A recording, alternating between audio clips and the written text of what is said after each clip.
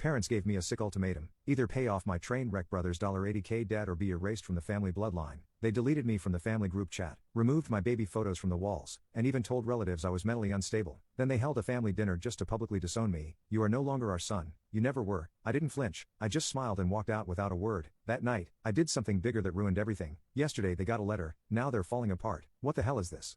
We need to talk, please.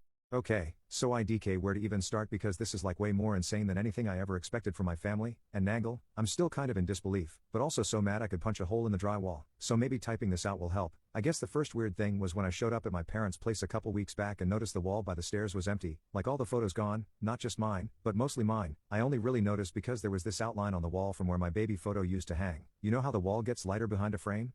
Anyway, I kind of shrugged it off, figured maybe my mom was deep cleaning or doing her redecorate thing she does every couple years. Didn't ask about it, whatever. So, background, I'm Brett, 29, oldest son. I moved out like 7 years ago. I still live not far, see my parents sometimes, not super close, but not estranged or anything. My brother Timothy, 27, is the sort of guy who's always got a new mess. My parents have always coddled him. Like, if he crashed the car, it was my fault for not advising him better. If he flunked out of something, it was because the world was unfair, not because he was lazy. You get it? I used to care. Now I just keep my distance. So, last month, my mom sends this classic boomer group text to me and Timothy like, family dinner, Friday night, 7 sharp, everyone must come. And TBH, I almost bailed because I had other plans, but she guilted me, so whatever, I go. Timothy's already at the table when I walk in, looking rough, like he's been living on energy drinks and cigarettes. My dad barely looks up from his phone, which is unusual for him, and my mom is being all fake cheerful, asking if my car is running okay and if I'm managing my finances responsibly. She's never asked that before, so, I was like, is this an intervention or what?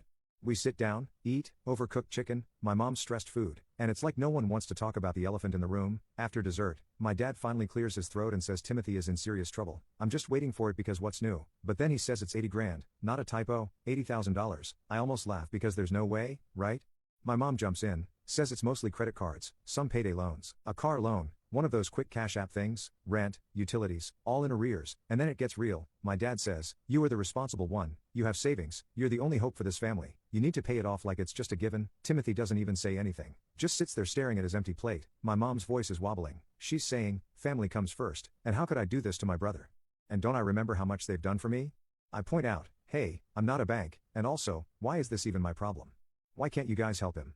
And my dad just snaps, says they've already mortgaged the house for him last year. News to me, and now it's my turn. He says that literally your turn like this is normal. Timothy finally looks up, says, I've always had it easy because I'm the favorite, LOL projection, and I never had to struggle. I say, so your idea of struggling is running up 80 grand in debt and expecting your brother to fix it. My mom's eyes go huge, she pushes her chair back and stands up so fast it almost tips, says, if you walk out now, you're choosing to never be part of this family again. I just grab my jacket, tell them I'm not doing this, and head for the door. My dad follows, grabs my arm, I shake him off. My mom blocks the door and shouts that I'm selfish, that if I leave, I'm dead to them. Timothy just shrugs like whatever and says I was never really his brother anyway. My mom slaps the doorway as I walk out, and my dad slams the door behind me. I get in my car, my hands are shaking. I just drive, not even sure where I'm going. I end up at a gas station, sit there for a while, just reading the same text from my mom over and over, which is basically, come back and fix this or you're done. When I get home, I check my phone. I'm out of the family group chat, just gone. I scroll up and all my messages are wiped like I never existed. Then I get a text from my Aunt Nancy asking if I'm okay because my mom called and said I'm going through something and not to be contacted. I tell her I'm fine. She sounds confused, says she'll call back later. Then it starts getting more awkward. I go to my parents' house to pick up some mail. I still get stuff sent there sometimes, IDK, and my room is empty, like mattress on the floor, no sheets, all my stuff boxed up. I ask Timothy what's going on. He just laughs and says, you are out, bro, get used to it. I ask my mom where my things are. She says, you don't live here anymore, you made your choice. I look around the living room, all the photos with me and them are gone. It's just Timothy, and my parents.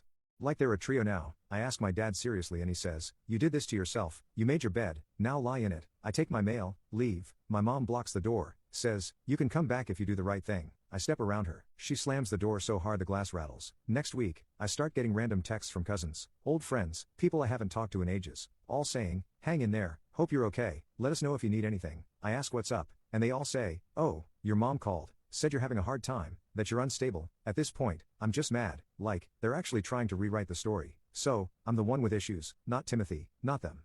So, Friday night, I get a call from my cousin Kate. She says my parents invited everyone to a big family dinner, like super formal. Some people even brought wine, which is not normal for my family. I wasn't invited, I wasn't even mentioned. She asks if I'm coming, and I say, not unless they drag me. She says it's weird, like there's something up next day. I get a text from my dad, says I'm expected at dinner. I ignore, then Timothy calls, just says, show up or you'll regret it. I don't know why, but I go. Maybe I want to see what they'll pull. Maybe I just want to stare them down when I get there. It's like some fake holiday, everyone dressed up. My mom's got her hair done. My dad's in his best shirt. Timothy's wearing a suit. The whole house smells like that generic candle they use for holidays. Everyone is there except me, like I'm physically there but not mentioned. No one even looks at me after dinner. My dad stands up, taps his glass, says, thanks for coming. There's an announcement, he says. Sometimes people choose to turn their backs on family, and sometimes for the good of the group, you have to let them go. He says, from now on, Brett is no longer our son. He never was. We hope you'll support us and not contact him anymore. My mom is crying, but not in a sad way, more like she's relieved. Timothy is grinning. My Aunt Linda says, this is sick. My uncle just leaves without saying anything. People are whispering. A few try to say something, but my dad just raises his hand and repeats, he is not our son. I stare at them for a minute, waiting for someone to blink. No one does. I just stand up, look at my dad, then my mom, then Timothy. Nobody says anything. I walk out. Someone shoves my shoulder on the way. I don't even see who. I hear a door slam.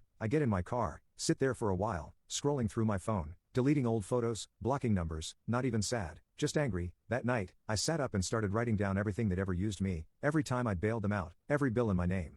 Everything I'd signed for because they begged me, all the little ways they leaned on me, all the things I could blow up if I wanted, and I started thinking, I could do way more damage than they realize, so, yeah, that's where we're at. Next part's going to be uglier. Let's see how they handle it when I'm the one pulling the strings for once.